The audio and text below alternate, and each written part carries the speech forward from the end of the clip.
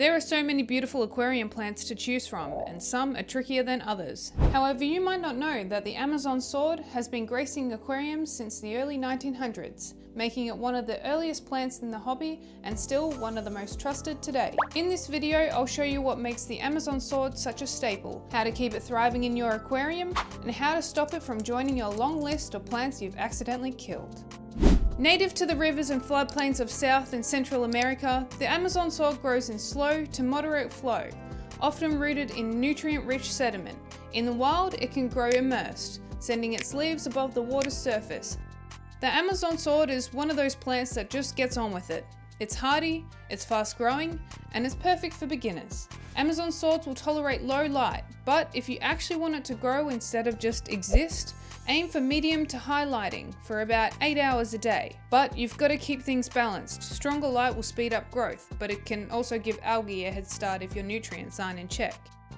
These big leafy plants get most of their fuel from their roots, so the real magic happens under the substrate. A nutrient-packed aquarium soil is perfect. If you're working with plain sand or gravel, slip a couple of root tabs in at the base every month or so and watch those leaves take off. They'll still grab a few nutrients from the water column, but feeding the roots is what turns the Amazon sword from nice to absolutely banging. CO₂ isn't a must for this plant, however it's like giving it steroids. The growth is much faster, the leaves get bigger, and the whole plant looks so much more lush. If you're running a low-tech tank, it'll still do well without it though, just at a slower pace. So think of CO₂ as an optional upgrade, not a requirement.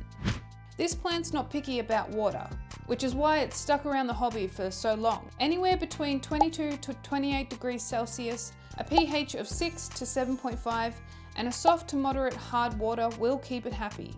The real key is stability. Big swings in temperature or chemistry will upset it more than being a little outside its perfect range.